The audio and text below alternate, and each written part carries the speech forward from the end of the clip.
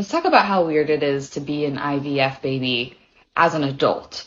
If you watch the rest of this video, she talks about the possibility of giving birth to her own brother whose embryo is currently on ice right now. Biotech is wild. I have a master's in bioethics and I'm obsessed with the weirdness of this video. Let's talk about first the specifics and then the technological implications. For the specifics, if you didn't watch her video, she is an IVF baby from a batch, as she says, of many embryos that were extracted, eggs that were extracted, then fertilized, and then frozen. And that batch is still on ice, even though she has reached adult age. So even though it is culturally super weird and odd, she has admitted that it would be possible for her to gestate one of the embryos of her own biological brother. I don't do this very much, but in my handle on TikTok is the shrug emoji. Like, what? How do we even respond to that? But rather than try to answer the question of whether or not this is morally permissible or ethically permissible or like even biologically a good idea,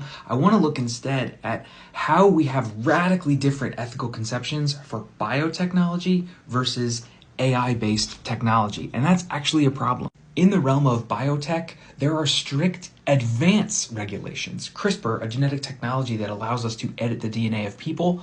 Before we even did that, we said, whoa. No. We are proactive in our ethical regulations of biotechnology. We said that it's not allowed to do germline genetic CRISPR edits.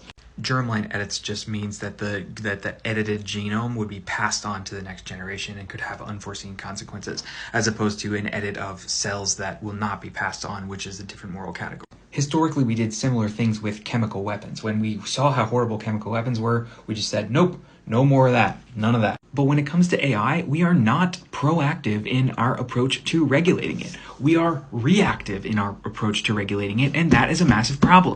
I think we have this moral intuition that like biotech stuff is weird and creepy, and AI stuff is all outside of our body, and it's therefore like less odd than an example of like gestating your own biological brother. We feel safe because AI doesn't feel like it's in our bodies, but it is in our mind. Dr. Safiya Noble describes the process of algorithmic radicalization in her book. Even if you quit social media cold turkey, the political conversation in this country is so driven by AI, you cannot escape it even if you log off.